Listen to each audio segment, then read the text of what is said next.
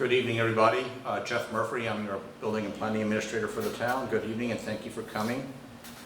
This is the second round of the community input meetings, and this is the second in a series of 5 meetings.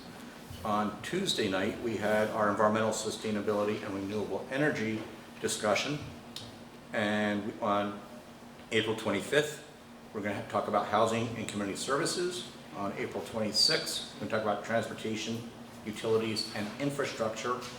On April 27th, we're going to talk about agriculture, farmland preservation, and historic preservation. And tonight, we're going to talk about economic development, downtown efforts, and Route 58. What I normally would do is turn the meeting over to our lead consultant, Bob White with AKRF, but we're going to turn the meeting over first to Dawn Thomas, who's our Community Development Director. She is leading the efforts of our town square and downtown revitalization effort. It's been a very cooperative effort, and we had a town board work session this morning where we talked about selecting a master developer for the town square. So it's been a very exciting effort, and I'd like to turn the meeting over to her right now so she just can give us a brief update on that effort. Dawn Thomas. Hello. So the words of the day are work, work, and more work. So just relating to downtown economic development, and I'm going to wind it back a little bit to some older planning studies. Our oldest planning study, starting back in 2000, recommended opening up the river to public use rather than parking. And I think most people agree that parking on the riverfront is not particularly the best use of our riverfront land. So taking those studies forward in 2017, 2018, we applied for some strategic planning studies. One was a strategic parking plan, and that was for the purpose of understanding what parking we had available and what parking we might need in the future. And the second was a strategic plan for a transit-oriented development, and both of those plans were funded with grant money. The transit-oriented development plan resulted in a rezoning of the area around the train station, which is part of an urban renewal area. As many of you know, it's a blighted and underutilized area, and the town owns the 2-acre parking lot, surface parking lot near the train station. So, and that's kind of an area that's perceived as not safe. So we looked at how we could make that better and bring some private investment into the area to get some development going and get some boots on the ground people in the area, because that is one of the ways we work toward eliminating those scary or empty places. So we did the strategic transit-oriented development plan. We adopted a new zoning use district, which increased the height limits in that area, which had been limited to 35 feet, which is why no one was investing in the area. So our original comp plan in 2004 recommended, I think, 60 foot in height. The town board at that time declined to adopt it for various reasons, and probably was part of the reason, or contributing to the reason why we didn't get any investment in new development in that area. So we bumped the height limit up to 50 feet with a potential to go up to 60 feet. The buildings in that area are similar height, so we felt it was appropriate to increase that height. And immediately we got a proposal for a development on Osborne, on the corner of Osborne and Court Street, the old MRI building. That's going to be a mixed-use building with about 37, I think, market-rate apartments. Part of the grant that we got for the transit-oriented development area allowed us to do a RFP for a developer for that surface parking lot. What we hoped to be able to do was bring development to that parking lot, leverage the town's property to get development, and also to increase the parking available in that area, because we're always talking about the need for parking. So the town issued in May 21 a request for proposals. We got a number of very solid proposals. We established a committee to create, to vet those proposals. Those were done over the course of several months by a very dedicated committee of local residents and business people, and in January of this year, the town board accepted their recommendation and named RXR, Georgia Green Ventures, as the master developer for that project. It involves a 243 unit market rate apartment with mixed retail on the first floor and a 521 stall parking garage to be located on the county court parking parcel on Griffin Avenue. That parking garage would have a liner building, which is basically some more, a thin layer of residential and a lower level of retail or office space there to activate that streetscape there. And then that master developer designation was adopted, and now we're working with that developer to come up with a a more refined plan. The conceptual plan exists, and as we move forward and determine what the funding sources will be and how we're going to move it ahead, the process will get more refined and more public engagement, more public discussion. So I'll look forward to that. And then just quickly on to the town square. So in 2019, we received an $800,000 grant from New York State. The town square idea came out of the pattern book, which was also part of our downtown planning. I would call it our downtown planning assault, Jeff. I don't know if that sounds good or not. But anyway, the pattern book suggested the town square. We received a grant. We applied for funding for that project. We got $800,000. That allowed us to use $300,000 for planning and $500,000 for property acquisition to create a town square on 3 parcels located on Main Street, 2 of which were underutilized, vacant, or blighted for probably up to 30 years. 1 is still occupied, so the town purchased 117 East Main Street, 121 East Main Street, and 127 East Main Street. 127, most people know, is Crafted. That's where the Crafted Tavern is, and will remain. The town then used the fund that bonded for $5.5 million to acquire those properties and then to demolish the 2 buildings in the center. And you may or may not remember, but the Long Island Science Center's new location is going to be directly on the west side of that town square.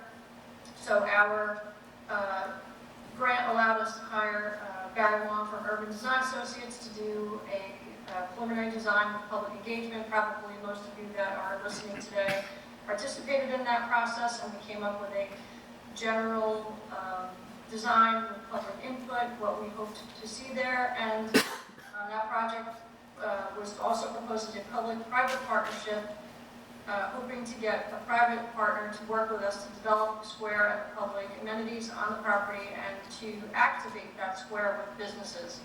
And so that was finished up in the spring, I think, of summer of last year, and earlier this year, or late last year, we got an unsolicited proposal from J. Petroselli Associates, Inc., the same company that developed the Long Island Aquarium, the Hyatt Place Hotel, the Preston House Hotel, and the Howell House Hotel, Howell House, which is a historic renovation, and also renovating the East Lawn building. So the company's been invested as a developer in downtown Riverhead in particular for just about 30 years, and they're looking to now expand their urban renewal objectives and to develop that town square. So today, they came in with a proposal to the town board seeking to be also named master developer for that project.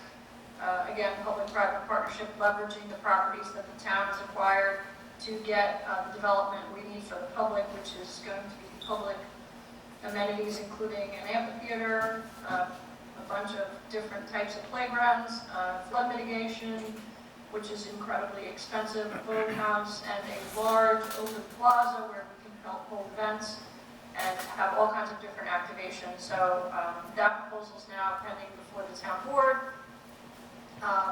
And if we move forward with that proposal, that's going to be another what they've proposed and what you'll see in the paper is preliminary. It's going to be subject to further public engagement and discussion in conjunction with our consultant, Barry Long from Urban Design Associates, and we have a financial structural consultant that we're working with, Kevin Brems, from a company called NBC. Those projects are pending, and in the meanwhile, we received the $10 million downtown revitalization grant, which was partly the reason for that was because these projects were pending, and that process is underway. So we have a local planning committee that's working with New York State and our office to basically finalize the projects that we'll be receiving some of that $10 million. There's an open call for projects. That projects submitted will be due next Wednesday. There's a website, riverheaddri.com. If you're interested in seeing what's going on there or participating, you can certainly check that out. And also, if you're interested in submitting the project minimum amounts are $100,000, but all of the information that you need to think about that is located on that webpage. So we're looking forward to seeing how that pans out.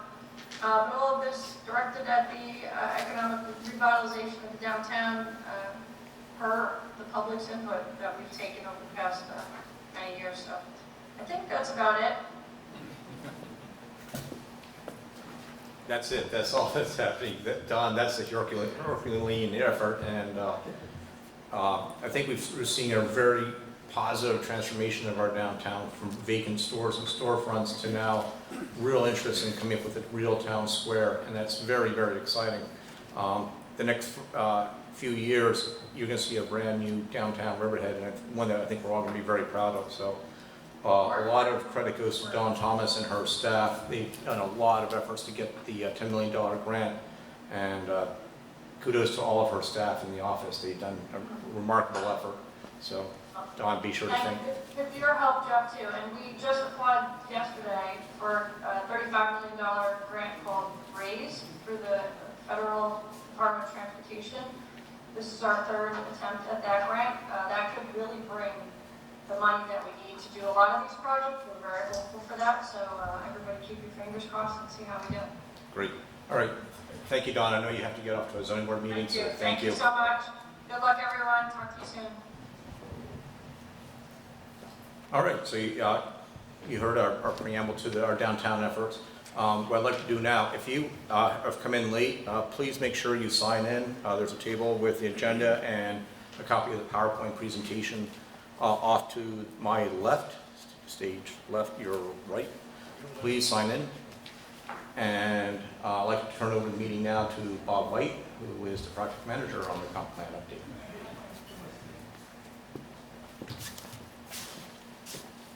Thank you, Jeff, and thank you all for coming tonight.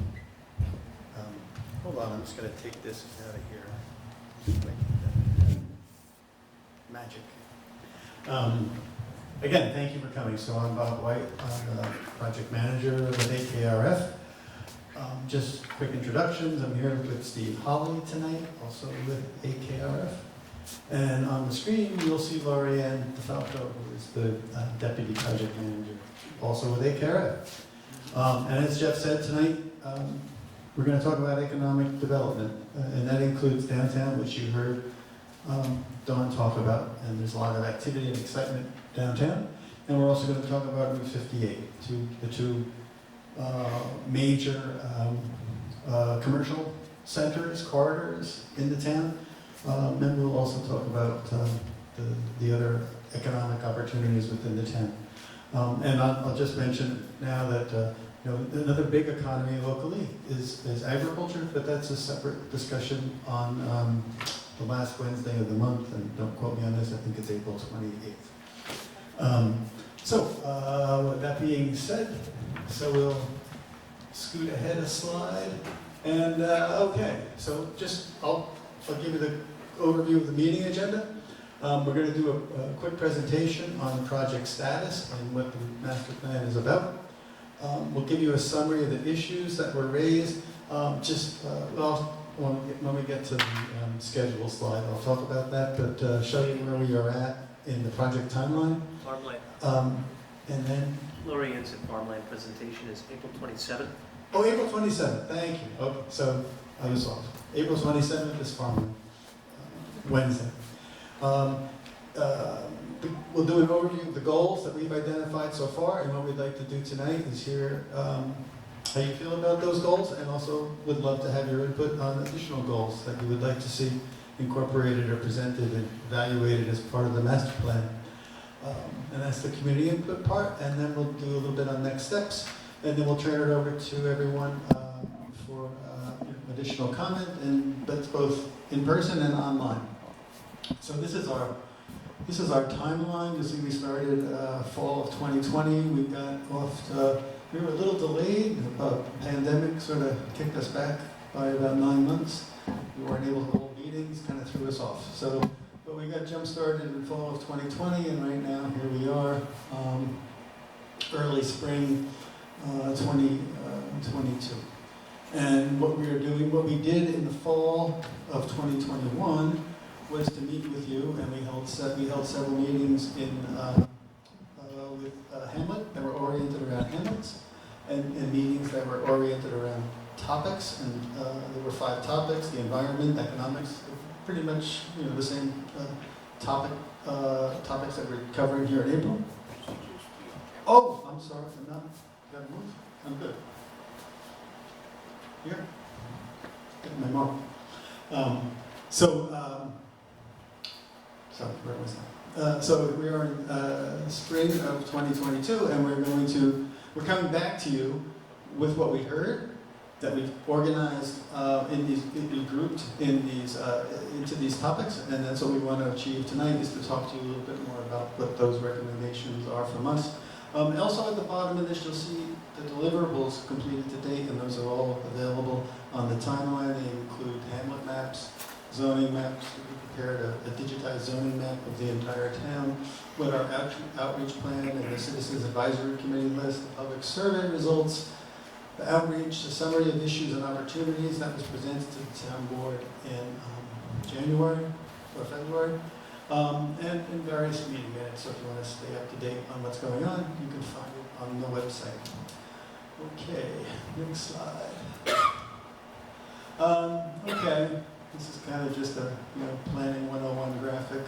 2 little wheels here. I think I would say where we want to end is with a plan that we've developed with you. And the first wheel, I'd say, is what we were doing in the fall of last year, September, October, November, in terms of getting the initial input. And now we're at the second wheel, which is getting feedback on what those, on the formulation of those ideas into a plan and recommendations. And good? It fell asleep. Okay, the computer falls asleep periodically, sorry. So next slide. Maybe I talk. So the organization of our analysis is, there was a plan in 2003, and what we've been retained to do is update that plan. And there was a vision statement in the 2003 plan, and it talked a lot about the economy and the economic future of Riverhead. And it talked about agritourism and how farming and combination, how to use farming as a basis for expanding the economic opportunities in the town. It also talked about opportunities related to office and industrial development, retail. Put yourself back in the 20 years ago. There was a real boom in sort of the big box, and the other sort of explosion of the changes in retail and growth in sales. But it also recognized entrepreneurial and small business activity. I think that's an objective we want to continue to see move forward. As a wrap up, it wasn't just focused around economic development, but a balance with conservation policies and the preservation of historic, scenic, and natural resources. So it was economic development and growth, but not at the loss of the other features that make Riverhead so wonderful. Next slide. So the 2003 plan was organized around these various goals. In this case, for economics, there are 12 of them. And what we are doing is looking at those goals, seeing how they've been achieved. And I'd say in many cases, a lot of them are ongoing. It's sort of achievement is kind of a constant process, I guess, for planners. But briefly, I'll just walk through them. It's to attract tourists. Tourism as a big economy for the town, weekenders and day trippers, and I think that's now and in the future will continue to be a big draw to Riverhead and a big economic engine. And as part of that, it's the cultural attractions that are available in the town, and preserving them and using them as a base for drawing people to the town. I'm not exactly sure where the wine industry stood as an industry in 2003, but I know it's certainly grown since then. And that's a big contributor to the local economy as well. Theme parks and commercial recreation facilities, I think that's consistent. Enterprise Park, good access off the highway, so it's good. You can get people in. They can come in the summertime in big numbers, and they have highway access. So that's a nice, wonderful asset. Equestrian facilities throughout Riverhead. Expand and improve parks. I think that is sort of a planning objective in many places. Certainly in the city of New York, we have used in parks and redevelopment and investment in parks, and I think when we talk about Town Square, that's what we're talking about, is to improve parks as a basis for to build a community and economic viability around open space.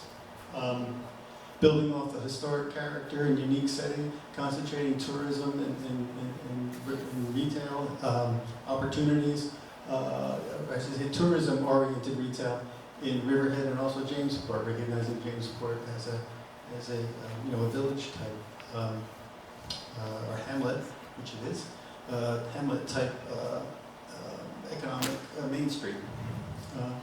Office and industrial development. Concentrating that in Enterprise Park.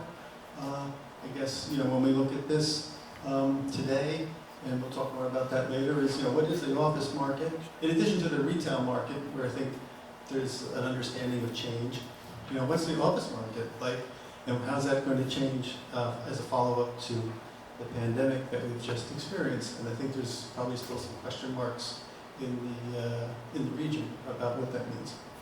Strengthening industrial zoning outside the Enterprise Park, ensuring that office and industrial development fits into the town's character or rural character. So that's what I was talking about before in terms of the vision, and concentrating small scale and professional offices in proximity to residential areas, so that your community services, your dentist, your doctor, other services are within a short distance, that they short travel distance, less traffic, fewer signals to go through, and more accessibility.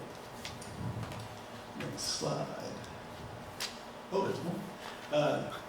Preserve agricultural land. That was there was that as well, and I think we're going to talk about. Like I said, we'll talk more about that in 2 weeks from now. These are pretty much farm oriented, and I think part of what we're trying to do a little bit with our update is to separate the agriculture economy from the other economy. Not that they don't support each other, but the recommendations, I think, are different. Limiting commercial sprawl and improving aesthetic quality of the business districts. So that's something I think we'll look more at as well in this update. And allow residents to set up home businesses. And I think that's something that maybe was foretelling in 2003 in terms of what has happened recently and how people might be working more from home or operating businesses, small businesses or offices from their home. But that was a pretty good prediction, I guess, in 2002. So we did do this, we did a survey. In addition to our outreach meetings, there was an online survey, and we handed out surveys at the various meetings, and we asked the community to rate the top 5 issues, which have really sort of been the focus of what these meetings are about. We had natural resources on Tuesday, and tonight we're having economics, and the second, in terms of the percent of people that thought this was an issue, 56% of the survey thought that the reuse of vacant retail space on Route 58 was the second most important issue facing the town in terms of the comprehensive plan update. So that's why we have organized this meeting tonight, and we put it on the top of our list right after phone. So that being said, is there one more slide, Steve? And what we have, what we also asked in the survey is, what do you think the reuse opportunities might be, and what are the needs? And we got this range of sort of ideas, entertainment and fee-based indoor, outdoor recreational uses, professional offices, medical and healthcare, which I think is a trend, not just in eastern Suffolk, but throughout the region and probably the country. And hotels and micro apartments were the least favored. So I guess we also got some feedback on what we don't need, or we think we may already have enough of, let's put it that way, and what we think is needed, or what the town and the community think is needed. So that's an overview of our survey, and I'm going to, oh, I got one more. The summary of the 22 issues and opportunities are: what are the regional and local employment generators and trends? What are the economic development opportunities? Talking about Route 58 and the existing conditions and what kind of vacancies there are and how that land and the buildings can be reused. And then the resolving or recently the recent question of short and long-term pandemic-related effects on the local economy, the region economy, downtown, and Route 58. So, next slide. So with that, I'm going to turn this over to Laurie Ann, who will walk you through some of the details about what our work, what we've been doing, and what the recommendations or preliminary recommendations we think would be useful to talk about with you, and hear from you, and also get your ideas. Laurie Ann? More slides. Thanks, Paul. Can everybody hear me? Sorry I couldn't be there tonight. Hope you guys can hear me. So this slide is just defer into one of the issues, one of the priority issues when we started this project was the vacancies on Route 58. And we've seen some movement in terms of recent moving into vacant building number 58 or the plan to come. Where the town social services looking to move into the vacant Kmart, and a restaurant depot is looking to enter the former Walmart building. We still have lots moving in the last year, and supermarket as well. So we understand that there are still some significant vacancies in the Larkspur 1 building. Laurie Ann, can I? Yes. Could you possibly speak up a touch more? Your audio is quite a bit lower than Dawn Thomas's was, so I think it might be something on your microphone. Could you just maybe closer to it? Okay. Thank you. So we are, again, there's both vacancies as well as active uses on Route 58, but it's still a priority for us to address, vacancies on Route 58 as well as potential, reuse options. The next slide, please. So again, this is a draft goal statement for the comprehensive plan update, largely based on what we've heard from the community and the town and other stakeholders during the outreach process. So again, we want to prioritize the reuse building in the corridor, and I'll drill down to some of these on the next slide, just to give you an overview. We've heard a lot of support for diversifying distribution, particularly downtown around Route 58, allowing for greater flexibility. Tenants at Chamber, for example. We've heard a lot about the need to update zoning to implement these goals. Next slide, please.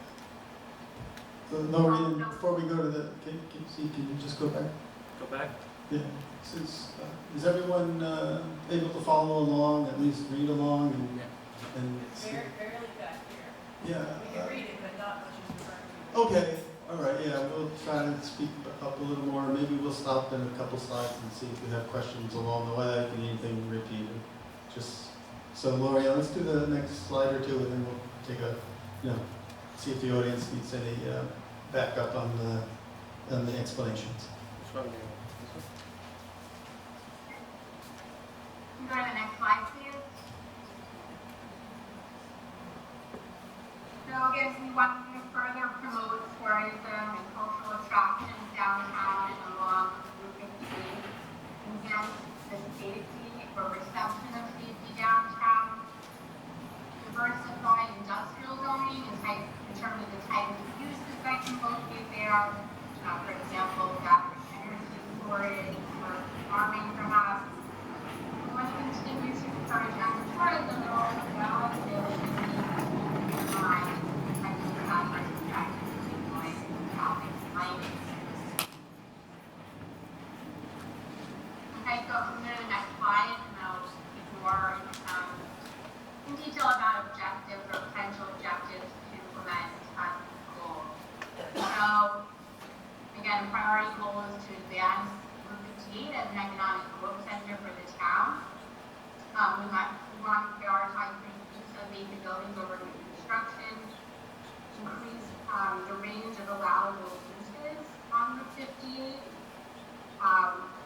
Again, we would allow support for entertainment type uses, medical office, potentially assisted living, or even recreational cannabis sales. And we want to enhance corridor and activate vacant spaces. So by allowing, for example, retail pop-ups, artist installations, or events. We want to develop signage wayfinding to connect Route 15 with downtown, to leverage foot traffic from those areas. And the town can also consider a vacant building ordinance to disincentivize. Lorianne, could you say that last sentence one more time? The town could also consider a vacant building ordinance to disincentivize vacant. Thank you. Okay, next slide, please. We also want to advance Main Street as an economic growth center for the town. We heard a lot about the need to update the zoning to allow for a greater range of uses. We've heard a need for the market demand analysis shows the need for specialty food stores. Other types of uses, maybe pop-up retail and boutique hotels. And for some of these, it's not about allowing, some of these are already allowed, but we may want to, or allowed by special permit. As of right. And certainly, we would encourage the town to work with the Business Improvement District, BID, and the Chamber of Commerce to identify opportunities for events and business opportunities. Okay, are there any questions at this point? Yeah, does anyone need us to clarify or repeat anything? And there'll be a time at the end for once we go through this presentation to take comments. But, yes. Hello. Oh, hey. How are you? Well, do you like nitty gritty type stuff questions now, or should I hold them? At this point, it'd be just like, do you need us to repeat anything? Okay, I'll Yeah, leave that. then, yeah. Thanks. All right, so Lorianne, I think we're good. And there's about 4 or 5 more slides. So I think we'll just take it through to the end and then, but if you need anything repeated, just let us know. Okay, so again, we heard a lot about the need to update the zoning code to facilitate growth, the need for more flexible zoning, to allow for greater tenant mix, diversify mixed uses. I mentioned those already. Allow support for small boutique hotels and demand for boutique hotels, specialty restaurants. Again, restaurants are typically allowed in these areas, but we need to allow larger type destination type restaurants. There's been support for a form-based code and implementing the recommendations of the pattern book. Building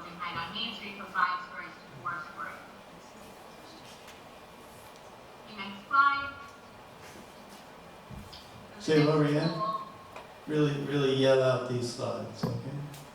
No, thanks. This goal is focused on expanding cultural attractions and tourism objectives. Possible objectives would be to strengthen the town's unique identity to complement the other East End towns rather than compete with them. We want to highlight the town's arts and cultural background, its location on the riverfront, its beverage specialty and agricultural heritage, and leverage the aquarium and continue to promote the downtown as a family-oriented destination. We want to capture tourists from the New York metro area, many of which are looking for drivable weekend getaways, and encourage the development of a marketing strategy, again, working with the bid, to further the town's identity and as a real family-oriented entertainment destination downtown. Next slide. Yeah, that's good, so keep your audio up there. This goal, again, is to enhance downtown safety and street vibrancy. You know that pedestrian activity and residential uses can put eyes on the street, which helps with safety or the perception of safety. So we would encourage a continued mix of uses downtown, with retail on the ground floor, residential or office uses above. The town should continue to coordinate the bid for improvements such as lighting and street art, and allow activation of vacant land, such as artist installations or retail pop-ups, craft beer garden, and continue a lot of what the development department is already doing. So leveraging the new town square, marketing the town's opportunity zones, and hosting waterfront events, and working with the bid to facilitate business incentives as well. So all of this economic and development go hand in hand with safety. So one will help each other. Okay, next slide. Another goal is to diversify job opportunities. We further about the need to increase employment opportunities throughout this process. I know the FCAL property was recently transferred to the IDA, the finance IDA, and the town will continue to work with the IDA to increase job growth at FCAL. There's also opportunities to partner with the Long Island training institutes, which are popping up to support offshore wind development. And there may be opportunities for new employment opportunities for residents in this industry as New York is working to grow its supply chain to support the offshore wind. And again, the town is continuing to work with the Chamber of Commerce to attract and retain talent as well.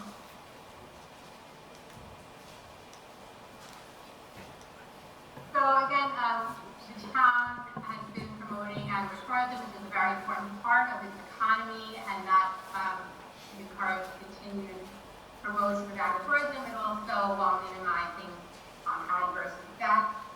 So there may be a need to update the zoning code to tighten special permit requirements for certain types of agri-entertainment type uses or allowable types of agri-entertainment uses in the agricultural zone. And we would encourage the town to continue its farm-stand review process, which came about in response to a policy from the 2003 plan to encourage retail farm sales that limit the sale of non-local goods. And again, it's just promoting more about the town's agriculture. It's more than just about the wine industry. It's really about highlighting so many other of the elements that make the terms of its agricultural heritage. The farm stands, the farm tours, and pick your own crop, field trips, riding lessons, cider tasting. This is all part of the identity that should be promoted and to further economic development in the town. Next slide.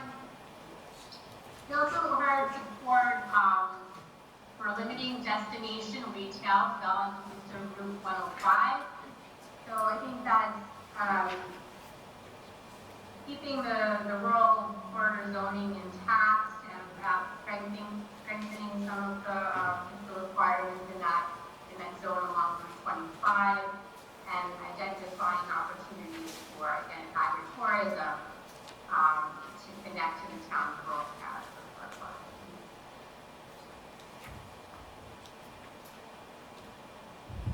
So that's the end of our presentation, but we did want to focus a lot of the meeting on discussion and hear from you about concept goals.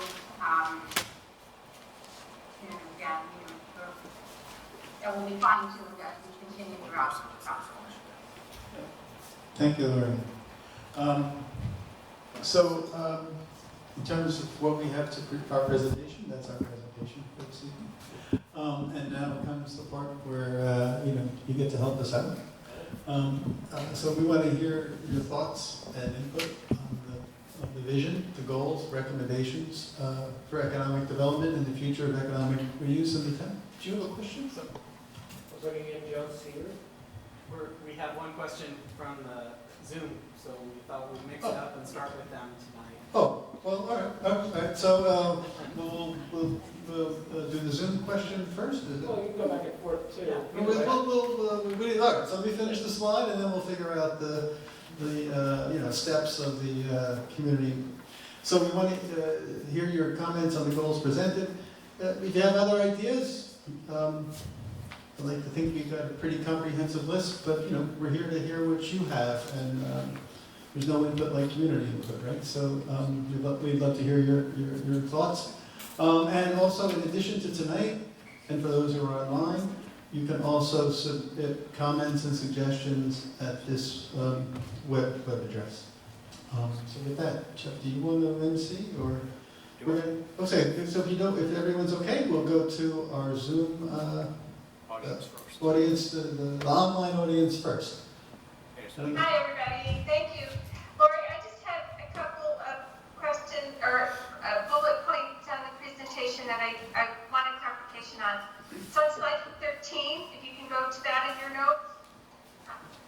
On the last bullet, it says provide for more hotels, affordable housing, townhomes, and parking solutions. Where is that being considered? Is that downtown? Is that Route 58? I was wondering where that is. You're on mute, Laura. Slide 13, the last bullet. Sure, I'm sorry, I know. This is on the draft, referring to the draft goal statement slide. It's draft goal statement, slide number 13. It says draft goal statement for comprehensive plan update continued. Final bullet, provide for more hotels, affordable housing, townhomes, and parking solutions. Okay, well, I don't have it in front of me.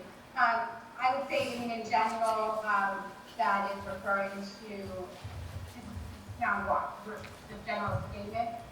We are going to be talking more in detail about housing on the 25th, April 25th, on Monday, 2 Mondays now.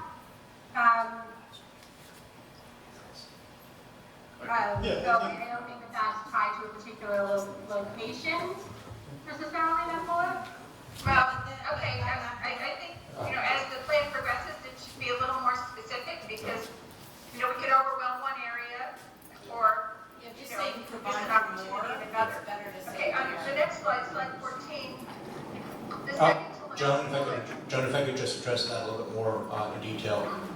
We are looking predominantly right now at the downtown with our town spare project. We are looking at getting a boutique hotel in the downtown area. We're looking at 2nd and 3rd Street areas for redevelopment of those really lovely homes for affordable housing. Perhaps doing something innovative like connecting them in some manner to get and keep their rural historic character is really, really important. So I think having that proximity of affordable housing to the downtown is very, very important. So that's where we're looking at right now. But if you have any other ideas along that way, that would be, please provide us that recommendation. That'd be great. Great. On slide 14, there was a bullet I didn't understand, and that was the second to last bullet on slide 14, which says, enhance corridor attractions such as public and recreational events that do not conflict with Main Street. So where are we thinking that these attractions would be? Because I thought what we were trying to do was attract people to downtown and this new town square. So where do enhanced corridor attractions go? If I could address that, Joan, one of the things, I'll give you one example. Indoor paintball is something we've been asked about as planners, where that could be located. I don't think that would be a use that we'd want on our downtown Main Street area, but along Route 58 corridor, that might be a viable location for it. So we're taking a look at other industries like that along Route 58, but that really don't belong in a historic downtown setting, but along a Route 58 corridor might be more viable. Okay, great. That's very helpful. So when you talk about corridors, in this instance today, that means Route 58 corridor then? Correct. Okay. On slide 16, Lori, you mentioned zoning modifications to allow for more flexible zoning. And I think the term flexible zoning is something where people go, what does that mean? Does that mean that the empty lot next to my house is going to end up with a Chick-fil-A? So can you explain what is meant by more flexible zoning? Again, John, if I could take a shot at that. For example, on Route 58, we don't allow doctors' offices within any of the shopping center business zones. But if you know the Costco Center, they went to the zoning board and were allowed to have a dental group in there. And that really didn't compete with any of the other commercial zoning uses allowed in that zoning district. But it is something that if we have a vacant tenancy issue and people want to do multi-diverse tasks along Route 58, why not allow something like that? So that's why we want to be a little bit more flexible with our zoning. Okay, that makes sense. And my final question, and again, just an interpretation of what was meant by this. Gloria had mentioned an update to zoning codes for things that are permissible under the banner of agritourism. And then she said something about that, for example, that farm stands have to can't sell non-local goods. And so my question is, what are the changes that you're thinking about at this point? That we're going to look at more detail, Joan, with the meeting on the farmland preservation and agricultural meeting. That one's one of our upcoming meetings. We're going to be working very closely with the Farm Bureau. We got Ron Carpenter here. We're going to be working with him and the Ag Advisory Committee to address that issue because with the success of farm stands and the wine tourism, obviously there are some issues with that in terms of noise and traffic, and we really need to try to get a handle of it and be in front of it. Unfortunately, we're already behind it. So when we have an application come before us, the issue is already there. So we really got to try to get ahead of the issue before the next application comes in. And I think if you attend the next committee meeting about that topic, that I think we're going to start fleshing out that issue because it's a really important one. Well, I think the permissible uses for agritourism is important, but I also think the issue of what constitutes a local farm stand is important too.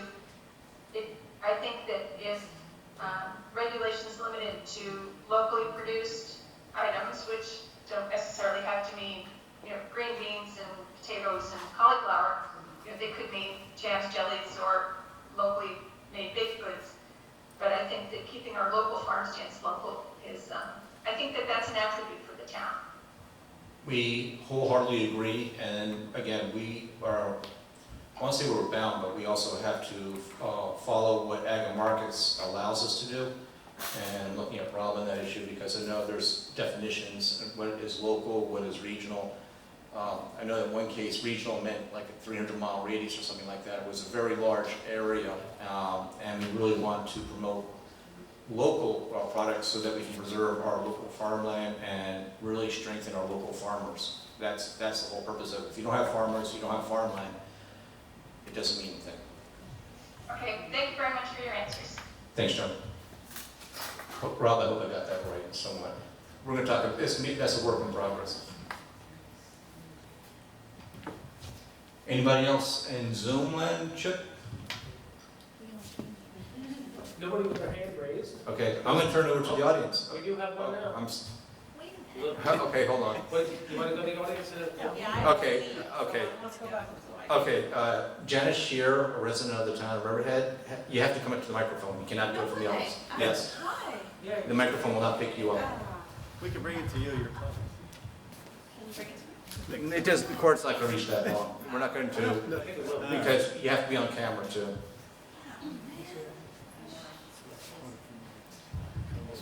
We have a microphone just for you, Janice. Don't move it off camera, Bob. You cannot move the microphone. The camera over. All right. It strangely feels like being at work. Hi, Jeff. Hi, everybody. Thanks for listening to me. I think that was a good way to go about it, just go through the slides and ask the questions. Absolutely. That's okay. So my notes were, the first one being on slide 12, where you say prioritize the reuse of buildings on Route 58 corridor. I know later it says identify implementation techniques for this, but how, I mean, even if you said, okay, we want this building to be reoccupied, it's really private property, so how do you prioritize it? Are you talking like tax incentives or how? We would have to work through the IDA on that, and perhaps they can give some tax benefits if they come back and repurpose a building. Yeah, and I would say, you know, it's the, before you build new. Bob, we can't hear you. Oh, right, you can't hear me, sorry. So I would add to that, it's the, before you build new, reuse what you have, so you have paved parking lots. Oh, that's assuming the person with, like, say, the Kmart wants to build something new. Yeah. But what if you're just, like, when I read, commentary, people say, why can't they just go in this empty building? Why are we building, like the most recent one on the Cauliflower Association property, why are we building 3 new drive-throughs there when we have an empty Kmart? And the answer is because Kmart is not this property and this is a separate property owner. So you know what I mean? You can't really prioritize somebody else's property unless they themselves want to knock the building down. So I don't see that. It's not really, I understand saying that, but I don't see how you do it. That's my question. Well, in the case of the Kmart, that's not going to be vacant for very much longer. Oh, what's going on? Suffolk County Social Services. Oh, that's right. I did know that. My next question is, so I'm saying if you're going to prioritize reuse of buildings, that's important to understand how you do that. So And if there's tax implications on that. okay, that's something that we should definitely, right now it's a goal, so right now we got to try to flesh out is what are the steps necessary to make that come to fruition? What tools are available? Right, thank you. The next one is also on that same bullet on the last, on slide 13. So, where it says provide for more hotels, affordable housing, townhomes, and parking solutions. When you then have this kind of statement in your comp plan update, you can use that to justify anywhere. So I would rather say more hotels in downtown, affordable housing, which I would say you should cross out right now because there's a study that I understand that said that we have more than enough affordable housing. So why are we? That is correct. We do have more than enough affordable housing. However, the study goes on to say that we do need more of the lower income housing. And if we do that, we should provide economic incentives about where it should go. And Right, so this just says more, and So- it's very general. these are very general goals. So as we go forward through the planning process, we're going to further define them and then get to implementation strategies. But we're not quite at that stage yet. Okay, thank you. Then on the next slide, 14, it says advance Route 58 as an economic growth center. But when you go back, harken back to the 2003 economic development goals, it says limit commercial sprawl and improve the aesthetic quality of the town's business districts. So I would say that even though when you make it an economic growth center and you build it up, you run the risk of it sprawling out. Well, if you build it up, the whole purpose is so you don't sprawl out, because we don't want Laurel and Acabog and Jamesport to become commercial corridors. So we really want to concentrate any further, or bigger commercial developments along the Route 58 corridor. I mean, how much more can you even put there? There's every big box you can think of, and now they're, you know, Well, again, just those 3 drive-throughs on the cauliflower property, there's like, you know, what about traffic? Like, so if you advance this as an economic growth center, where's the balancing act with the traffic? Because it's already gridlock on a Saturday. I would just like to make that comment that it shouldn't just be advanced with unlimited growth center. And then, let me just see. The other thing is the zoning modifications to facilitate growth on slide 16. And I would say I did not attend the environmental and sustainability one, but anything to facilitate growth on the other side of the equation, you need to have a strategy for sustainability and preservation. So I would say any growth strategy should have that other side. And that's one of the things that we're looking at with the farmland component of this is the TDR. And thank you, because that was my other biggest point I wanted to make, was that any downtown growth should have a TDR component if you're really serious about preserving farmland. And we're definitely looking into that. Thank you. Taku, come on up.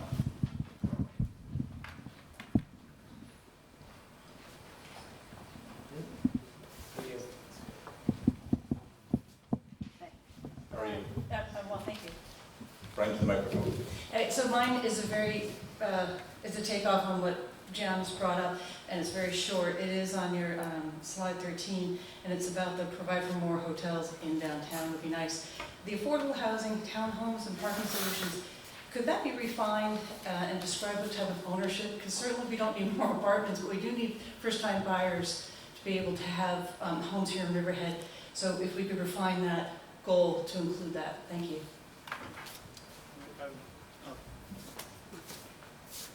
As part of the housing study that we had in draft form, yeah, it was first-time home buyers and senior or adult housing that were identified as the 2 most appropriate and needed types of, you know, affordable housing in the town. Anybody? You have to come up, I apologize. I have Larry Osmond on as well. All right. Larry, we're going to take one member from the audience first, and then we'll get to you. And Larry, that's not a picture of you. I don't think that's it. I don't think that's you, Larry.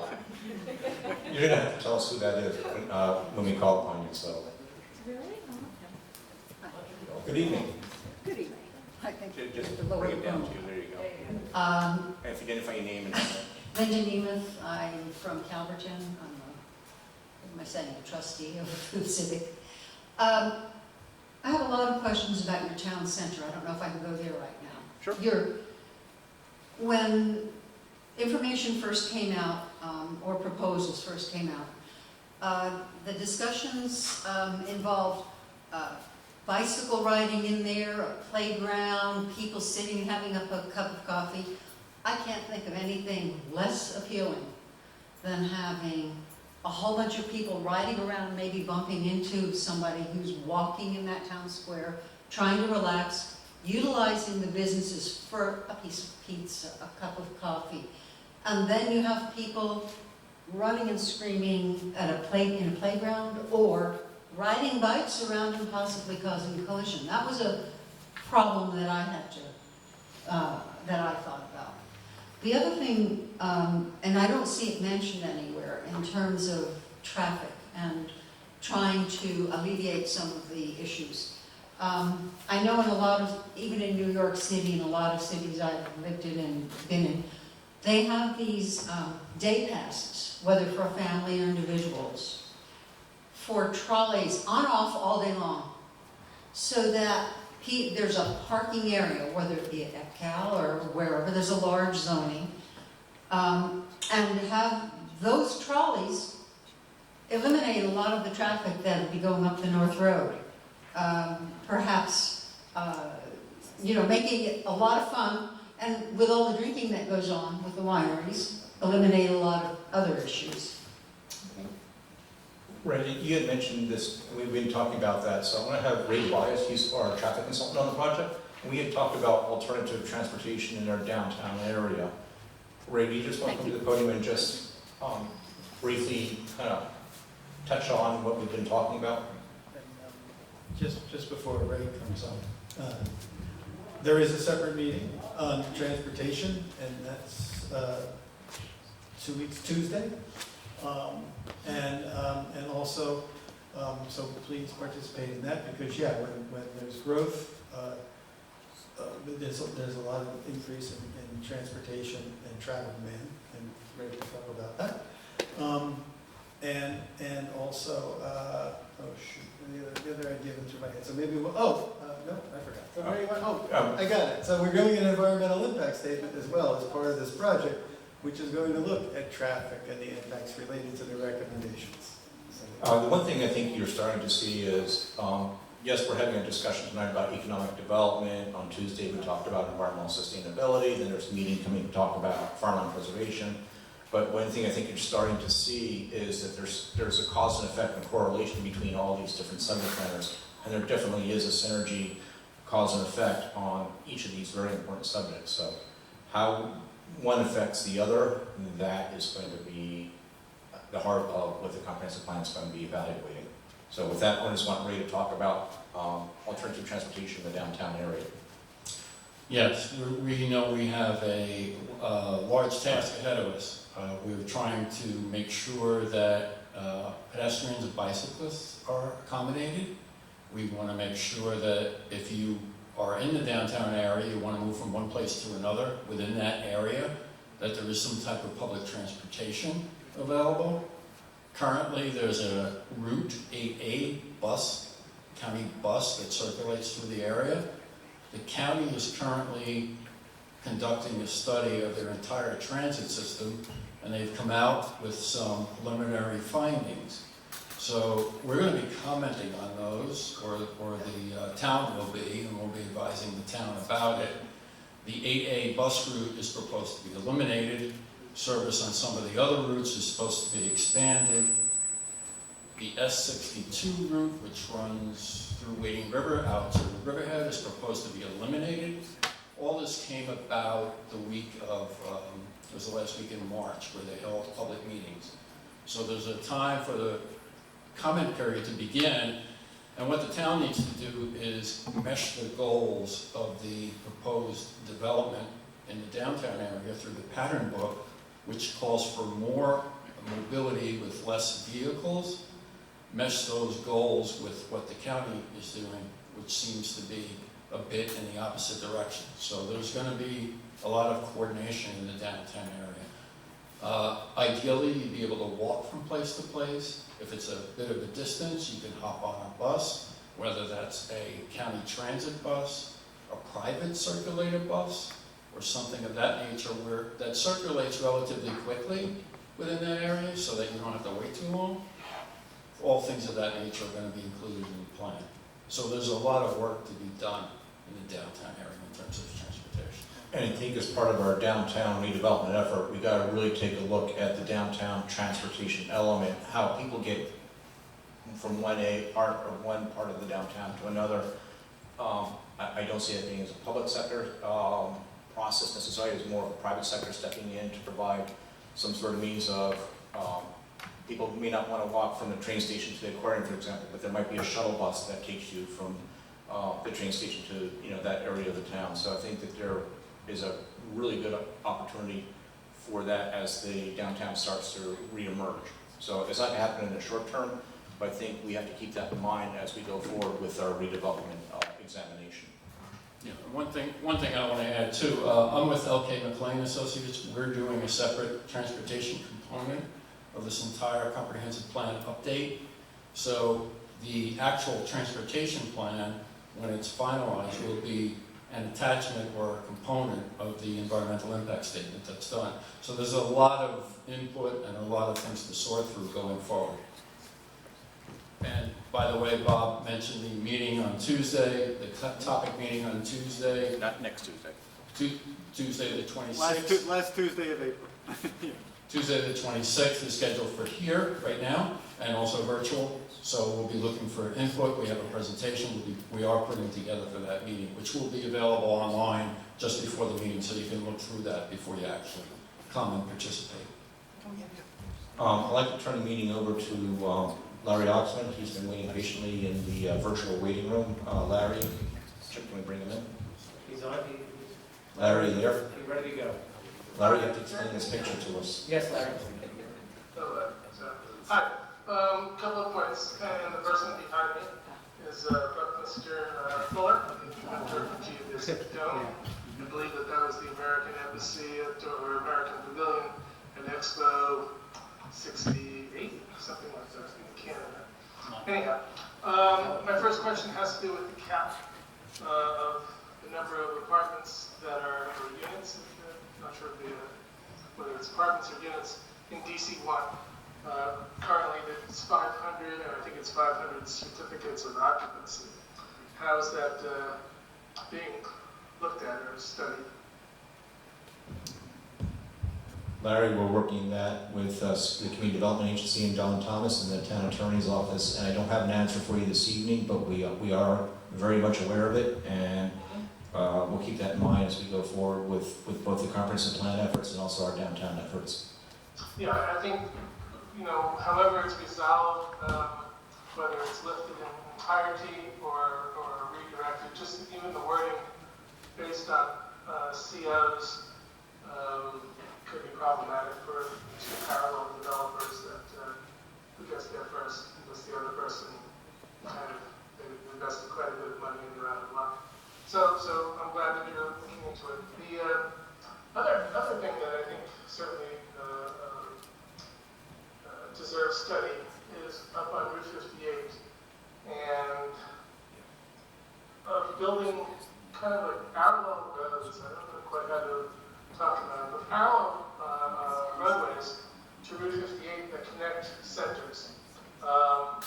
So we had this opportunity a long time ago, but a lot has been built since then. So it's more than just cross-access easements. I'm really talking about some kind of a feeder road. So looking at this as an example, if there was something maybe behind TJ Maxx that would keep on going from Roanoke Avenue, that would keep on going west into other developments, it just potentially could alleviate two things. It could alleviate traffic both on Route 58 and also on Middle Road, but it would also allow for the future, maybe in 25 years from now, the business area, that corridor, expanded north and south, rather than being confined and have to expand further west or further east, which I think no one really wants to see. So some type of again, alternative highway access from one center to the other. There are some areas where you can cover quite a bit of distance, crossing over several streets, the north-south streets. Just again, something to think about now while you still have the land and the availability to possibly do that. Okay, Larry, anything else? All right, that's a really good idea. What's interesting about the slide you just showed, a lot of those improvements are already in place. The question is, they're not well defined. The public doesn't know about, if they're on that part of the driveway, where it leads you to or where it can lead you to. So what we really need to do is come up with a kind of like a private streetscape design standard so that when these shopping centers come in, we can request and require through conditional approval that they improve them with signage and street trees, make them almost like a private street so that they become more defined and that the driver knows, hey, I don't have to go back on Route 58 to get where I need to go. I can stay in this travel lane and it will take me over to, say, Roanoke Avenue, which will be the street that I need to get to in order to get to home or that sort of thing. So it's funny you mentioned about behind TJ Maxx. I just went behind there yesterday for that very reason, to see what was behind there, where does it take me to, where does it take me from, and it's not well defined, it's not a very hospitable environment, so that's a great suggestion, so we'll definitely keep that in mind as we go forward. Jeff? Can we just give proper reference to that slide? Did Larry give proper reference to that slide? Larry, the question to you from the audience is the reference to that slide. It's John Fallett's article in the Riverhead Local on April 7th. Okay. Larry, what was your source for the article? Apparently Jim Farley. Jim, what? Yeah. Jim, you didn't think you were going to come to these meetings and not be called upon. No, very quickly. I'm glad. Hi. This is Jim Farley. Jim Farley, South Jamesport. I'm glad Larry brought up the slide. It was from I think it was from, I don't know if Larry found it in the same place. A fellow named John Fallett wrote a sort of a guest piece in the Riverhead Local. I think it was last week. I think we were just looking it up with Chip. I think it was April 7th, and it goes into something called a Stroud. I don't know if you guys know that, but it's a terminology which involves how to deal with something like 58, which is actually a significant thoroughfare that has nothing to do with the commercial businesses on 58. There's a lot of people just trying to get through and go someplace. And then there's a lot of people who are actually trying to use the commercial businesses on 58 for their shopping needs and so forth, either north or south of it. And that slide was, I think, Fallett's attempt to try to demonstrate, I think, a little bit of what you were just verbalizing, which is to basically try to build a more, shall we call it, defined, community-friendly sort of shopping experience on both sides of 58. Actually, from what I've been told, is that if you go back to the original proposals for 58, it was a much friendlier place that had been proposed, and they ran into a brick wall when the economy took a dip, or so to speak. There's always an excuse for something like that when we're just talking about public spending. But in any event, I just wanted to highlight that that article is quite extensive, and I had actually tried to encourage John to come here and speak his piece, but I can't find him. That's all.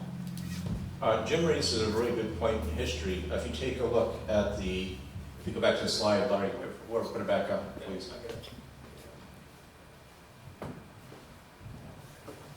In the lower left-hand portion of the slide, that's the entrance into the Tanger Mall Shopping Center. And if you see, they've got a very large open space buffer. If you go to the BG Shopping Center, they have a very large open space buffer in front of their facility. And the intent, as I was told, that Route 58 was supposed to have a very large buffer on either side of the corridor to keep it as a rural type atmosphere. But when you take a look at this aerial, you see that there's a lot of effort that needs to go forward to make that vision a possibility, because you see a lot of very large parking areas with very little vegetation. You see very little vegetative buffer along Route 58. It's not a well-defined streetscape. We've done okay along Route 58, but it definitely needs a lot of improvement. We're trying to take that into consideration with new development as it comes forward to the planning board. I'll just say, I've seen that, those interior roads on Route 72 in Jersey, in Route 70. And the big part of making them useful is actually signage and incorporating them into the travel pattern. Otherwise, people just go back to the main road and sort of try to find their way around. So it's not the normal driver way of thinking, right? So you have to sort of design it and give it the details that it needs to make sure it's utilized. People driving need to know where they are, where they want to go, and the means to get from point A to point B. And as Bob said, Route 58 is just the common go-to travel mode to get you from east and west. And there are a lot of other opportunities out there. We just have to make them more publicly known, have them more well-designed, so that becomes a more easy way to get from point A to point B. I'll give you one example. If you know where Home Depot is on Mill Road, you can drive from Home Depot to Best Buy. If it wasn't for one curb, you could drive all the way over to Osborne. But there's one, and the town did not require cross-access when Home Depot and Best Buy came in. And if you had cross-access, you could drive from Home Depot all the way over to Osborne without having to go on Route 58. So that would have been, we still are optimistic that we'll get that someday, but right now it's it's one brick curb that prevents that from happening, so. Anybody else chip online? Nobody with their hand raised now? Okay, if anybody in the virtual world that would like to say something, just hit the chat button and raise your hand. Anybody else in the room this evening talk with you, want to come back up? You have to come back up to the microphone, I apologize. Just on those interior roads, I'll throw in safety as well, because people are kind of there to shop. They're not necessarily being careful about, and there's a lot of pedestrian traffic. So I think the safety factors have to be designed in as well.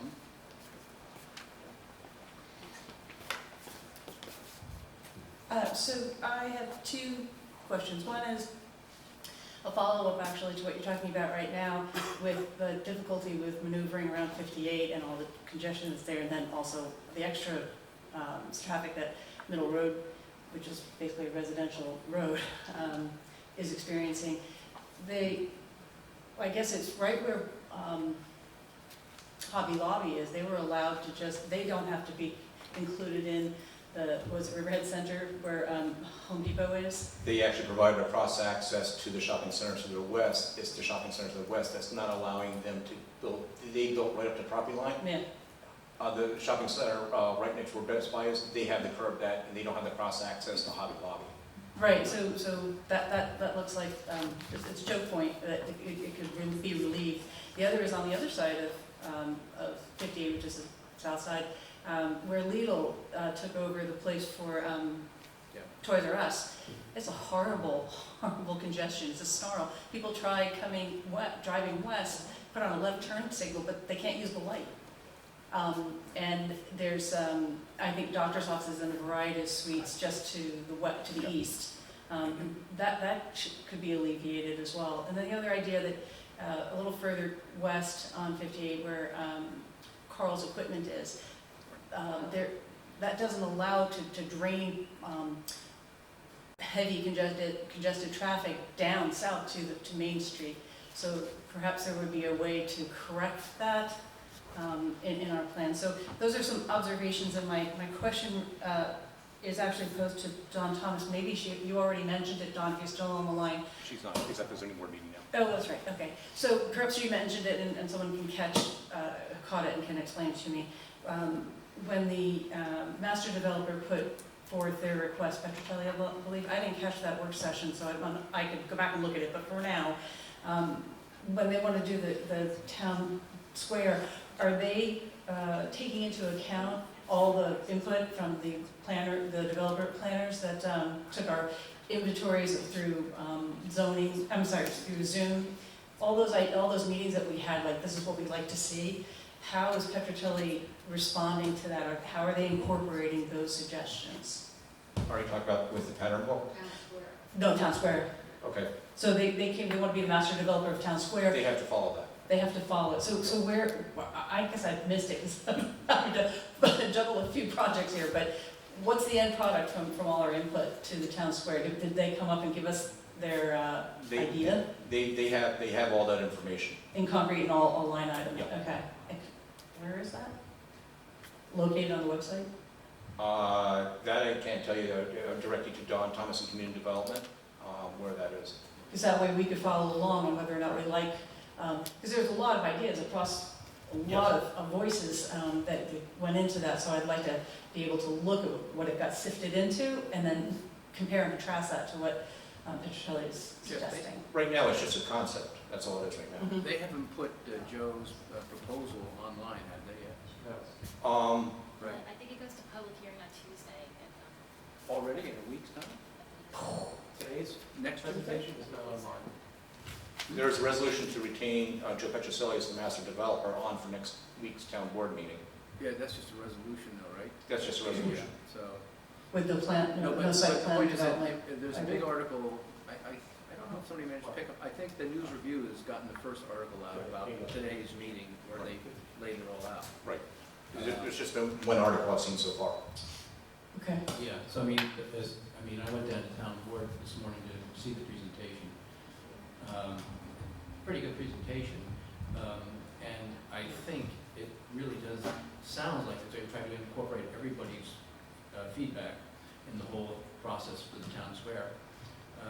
But in terms of how I don't know whether the presentation itself delineates a list, I if would you will, imagine of there's public enough- suggestions and how they're incorporated, but it looks like a lot of them are, for sure, incorporated. But Lots to take in, I right? think they'll put that presentation out pretty soon.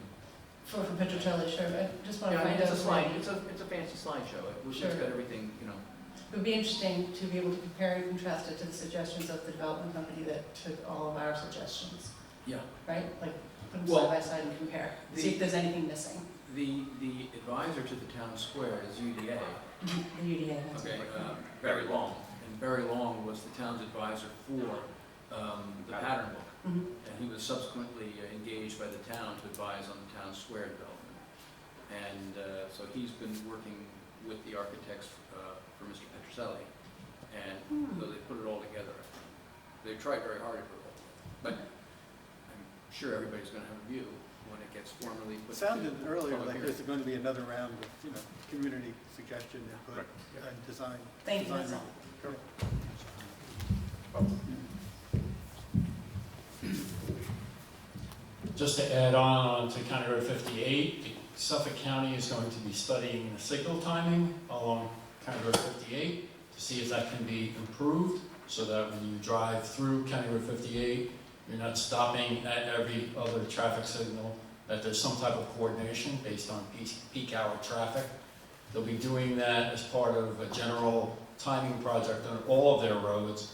We're going to ask, if we haven't already, the county to expedite County Road 58. Because as you know, you don't really want to stop 3 or 4 times. The other thing with cross-access, existing cross-access of existing sites, that'd be great if they can agree to combine access across their sites and facilitate the bypass roads. I think downtown Bayshore is a very good example. There's a bypass road to take you off Montauk Highway in Bayshore on the south side. I think there's one on the north side also, which takes a lot of the traffic off the roadway. But getting back to the existing sites where there's a possibility of connecting access, if both the owners don't agree to do it, under current conditions, if they're not modifying their buildings or making improvements on their site, if both don't agree, it's not being done, and the municipality generally does not insist on doing it. DOT has a access management policy. They'd like to see that, parallel roads, less driveways and less interference and less accidents out on the state road. But again, if the 2 owners don't agree, it just doesn't happen. Larry Oxford would like to continue on some of this? Great. Larry, hold on 1 second, please. We have one more person from the audience first, and then we'll come back to you in a second. Hi, my name is Greg Bergman. I work for the planning department. I just wanted to respond to one of Ms. Turchin's comments. She specifically referenced Beetle, which was a reuse of an existing vacant building on 58.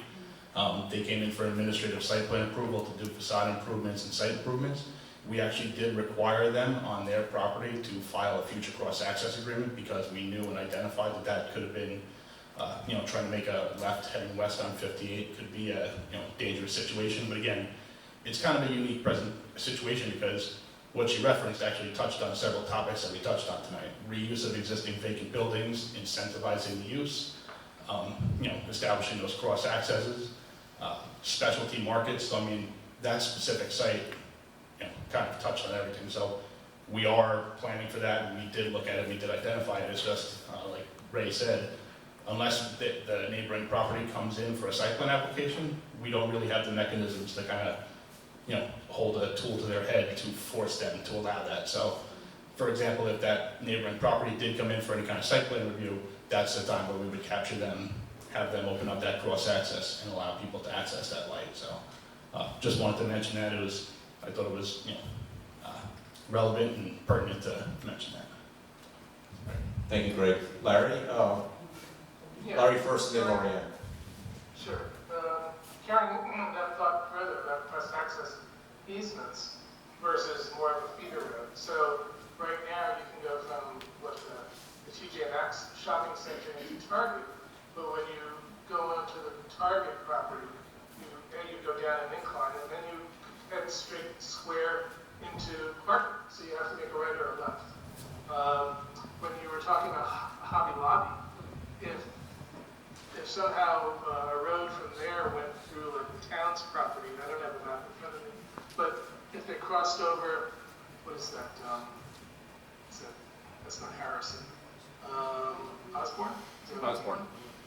If they crossed over that road, then you come into an area where there's a lot of acreage. You have a 47-acre piece off the middle road that's in between, that borders on the back of the Chevrolet dealer and some other commercial properties. So there are areas that still could have a kind of a straightaway that could be a secondary road. And again, maybe in the far future, those secondary roads actually start to become where they have storefronts. When those develop in 20 years from now, 25 years from now. But the cross-access easements are really just for local use, meaning going from one shopping center to the other. It doesn't really provide access going much further. So that's it.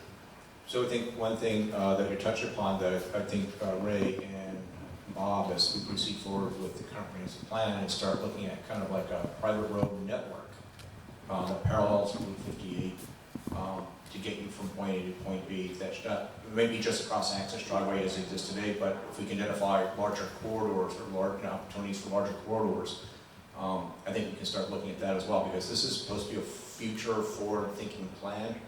So why not start thinking about it now? It should have been done earlier, but better late than never. Lorraine, did you want to say something? No, she's shaking her head no. Okay. Chip, anybody else? Yeah. Christy Verity from the BID, Business Improvement District. Christy, thank you. You have to bring the microphone down. My name is Krista Verity. I'm the Executive Director of the Riverhead Business Improvement District downtown. I noticed you were mentioned a lot in these slides, and I just want to thank everyone for their confidence and support for the BID and all the work that we do. We are very excited to be a part of the revitalization and the growth downtown, and then of course pulling people from 58 downtown as well and connecting the dots there. The BID works on a budget through the town, and it's a tax district, and we are also under the tax cap. So we only go up a very small amount annually, as well as the parking district downtown. So my question is, as far as activation with all of these new developments and businesses and residents coming into downtown, and the supply versus demand, as far as our resources, whether it be budget, manpower, things like that. So at the town level, are they considering increasing the resources or thinking about how to expand the district, expand the parking as well? And just because when we have all of this expansion, it lessens what the current taxpayers are paying. It does not increase our budget. So with that said.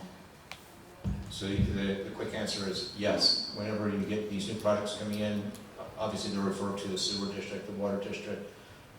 We are looking at them in a comprehensive manner, not just on a project-by-project basis, because obviously you can't segment the review. Michael Reichel and Frank Mancini definitely want to know what the full build-out potential is of our downtown to make sure they have the infrastructure needed to provide services for those. In the case of the water district, for example, this happened in the last couple of years. It used to be the old days is when new development came into downtown, they get a water availability letter, and that would be it. And yes, you're in the water district, yes, there's plenty of water to meet your demand, but there was no map and plan of how much infrastructure was going to be needed to service that development. Those days are gone. So every development that comes in now, the moment that somebody comes in with an interest in the downtown area, for example, we send them to the water district. You're going to have to pay some money for our consultant to see whether or not what infrastructure is going to be needed for your project, and they're going to have to pay for it. The old days are gone. There's a new sheriff in town, so to speak, with Frank, and the town board is on board with it, that they have to come up, the developer has to pay for the services that they're going to need. And how about the town square, for instance, where I know Petroselli is coming in and developing the land? It's my understanding that he will also be maintaining it as far as cleanup, things like that. But as far as activation, where if we have this bandstand and we're doing these concerts and things like that, And that's on the town, so that's not the developer paying in lieu of that. So how are we going to expand our resources to keep up with this demand? Great question to be determined by those in charge. And that's a good question to ask, and it's a great question to have before us.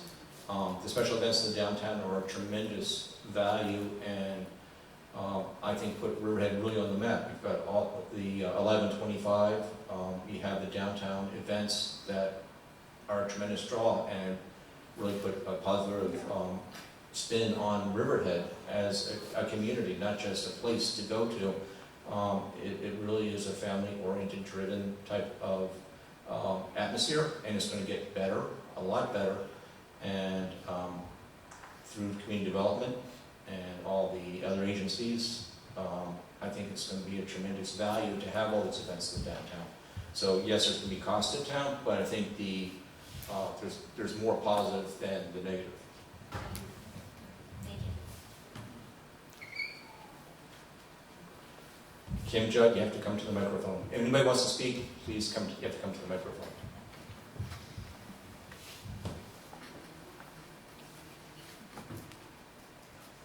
Good evening, Kim Judd from Riverhead.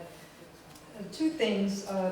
Just wanted to make a comment on what Mr. Tobias said. I'm okay with traffic being slow on Route 50. I live north of the traffic circle, and if you see the traffic sailing in east and west into that traffic circle, they're not even braking. They're not looking. I'm surprised there aren't more accidents than there are. I mean, I would even prefer to see stop signs at the traffic circle just for the traffic heading east and west.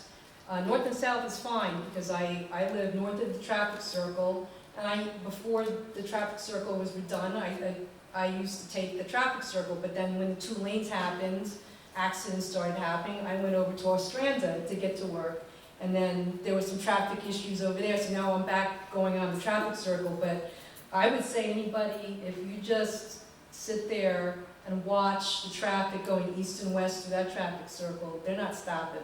They just keep going and praying that you're going to stop as you're.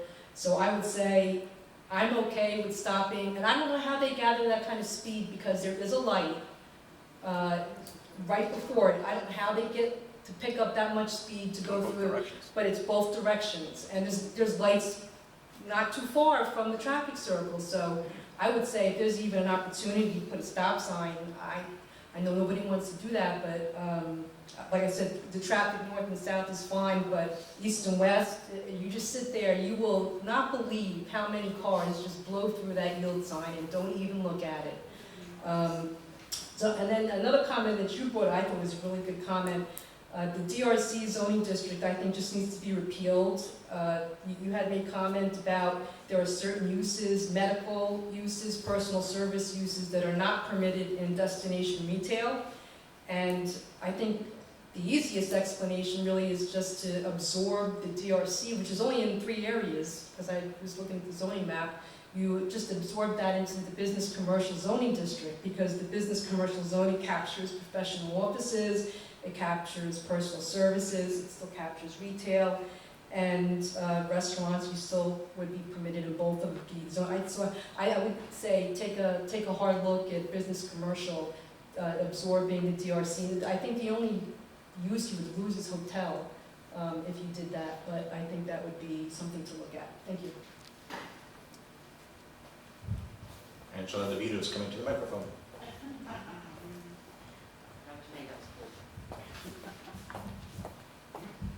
Hi Angela, how are you this evening? Fine, how are you? Angela DeVito, South Jamesport. I have one comment on, I was very happy to hear that when we spoke about corridor development, we were limiting it to Route 58, and you said, going east into Aquabog, Jamesport, Laurel area. But I also think we need to consider the Wading River corridor and limiting things there, so that should also be included in that. The other thing was that on the bus routes, as the town weighs in on the county's plans to reduce bus routes, that creates for a large portion of our workforce that many of our businesses, such as restaurants and hotels, depend upon. They are not automobile owners, and they use that for transportation. My suggestion would be that on that for that particular initiative is to bring in and invite those people in to talk about their needs and how they depend upon these routes to get to and from their workplaces. But getting to your economic planning, I think it was slide 19, diversifying job opportunities. I think that working with everything that you laid out here makes some sense, but I think there's a missing component here. For years now, I've only been a 22-year resident of Riverhead. I have to confess that.